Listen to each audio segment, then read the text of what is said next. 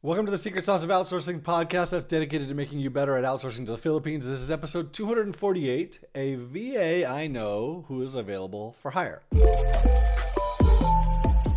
Okay, so today is going to be special and different for me. I have a full story for you, and this comes from a newsletter that I sent a couple weeks ago about a VA who I know who was available for hire. He's not anymore. So here comes the full story. My oldest son is serving as a missionary for the Church of Jesus Christ of Latter-day Saints. Yes, it's the Mormons. Yes, we are members of that church, and we're very active, and we're disciples of Jesus Christ, and we try. So my son got assigned to go to the Philippines. And the crazy part about that is when you decide to go on a mission for the church, you send in your application papers and they then assign you somewhere and tell you where you're going. And you don't really have any say in it. So my son puts in these application papers and he gets his assignment to the Philippines, which there are no words for me for that. He has friends in Mexico and Brazil and Germany and Austria and the UK and South Africa and all over the US and Canada. And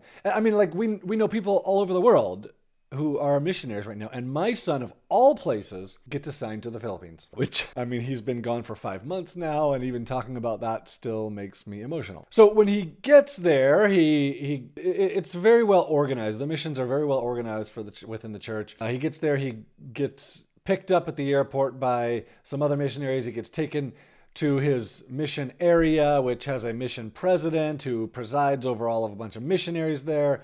It's probably like, I don't know, right now it's probably 130 missionaries. During COVID, it was probably like, I don't know, 20. But previous to that, it was probably 200. So it's growing again right now. And in this little area in the Philippines has like 25 different missions that have a mission president and a set of missionaries, and those missionaries just work in that area.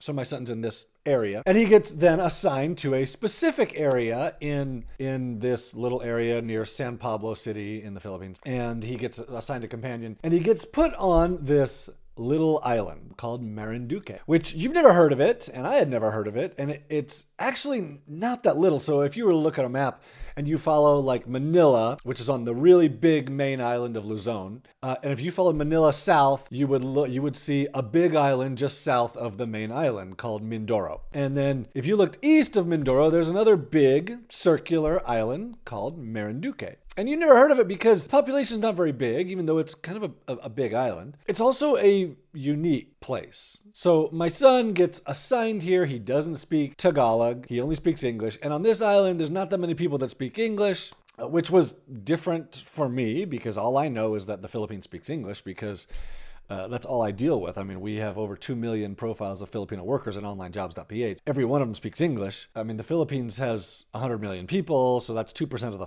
overall population, but like most kids now speak English, and we don't have any of them, and the older generation probably doesn't speak as well, but it's all changing, and especially my son tells me because of YouTube, all these kids speak English. So he gets assigned to this island, and he's like 2 days from the mainland, 2 days travel from the mainland and from contact with other missionaries and with the mission president. And like he's pretty remote. And he's been there now for 2 or 3 months in this specific area.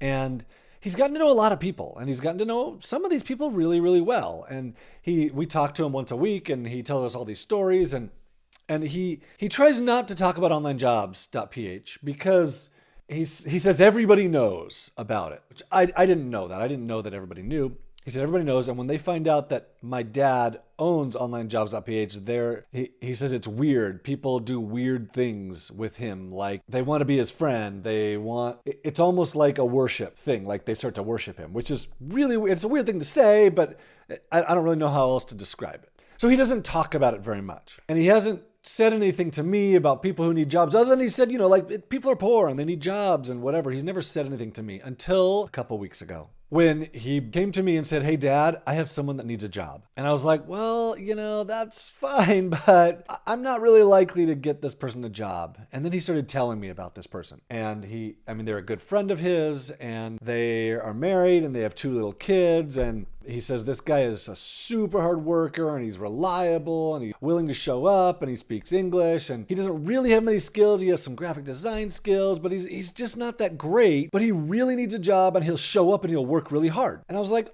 okay, I mean, I could maybe try and find something. I don't really know what I'll do, but I'll see what I can do. And the next day I was like, okay, this is a good chance to send this out to my newsletter, which goes out to 100,000 people. And since my son, who, let me just tell you a little bit of background on him. He's 20 years old. When he was 11, he started his own business. He was making too much money for an 11-year-old or a 12-year-old or a 13 or 14-year-old. So I always had to find excuses to take money away from him because you can't let someone that young have that much money, right? So his senior year, his goal was to make more money than his teachers, which he did. He's running like a $300,000 a year business. And now he's vetting this person and saying to me, if it were me, I'd hire this guy in a heartbeat. Like, okay, well, then I know a lot of people will want to hire this guy. So I send an email out to my mailing list, a newsletter, 100,000 people get it. The next day I have 100 people saying I want to hire him, which obviously is just one person. And I sent him to someone who I knew was really good. One of the first employers who responded to me, and I knew the guy was a good employer. And so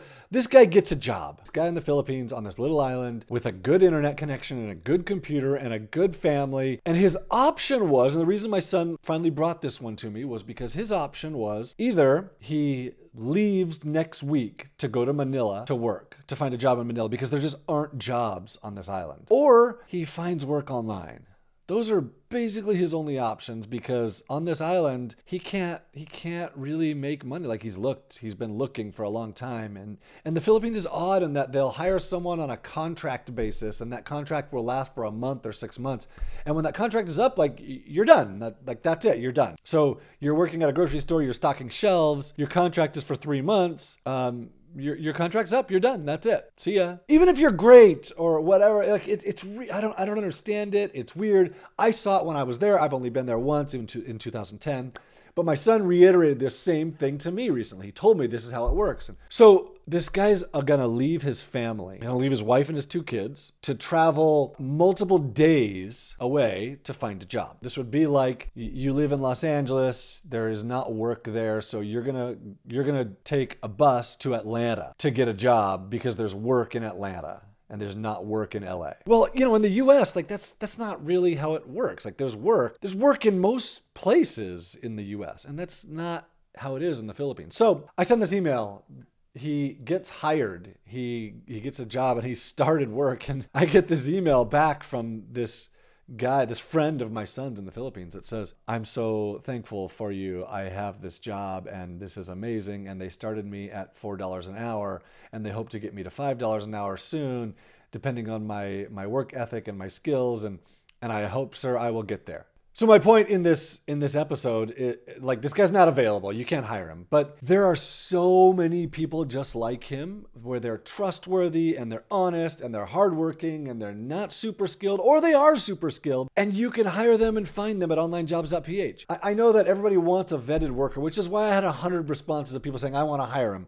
Because I was vetting him. The reality is you can find people and they're trustworthy. You can vet them yourself. It's not that hard. I just did this last week. I followed my process at onevaoa.com. It works super well. I ended up hiring 2 people because they were both so amazing. I was like, dude, I think we have the work for both of them, not just one. And I hired them both. And they've both been so good. It's just not that hard. And I'll walk you through the process. If you don't know where to start, get started at onevaoa.com.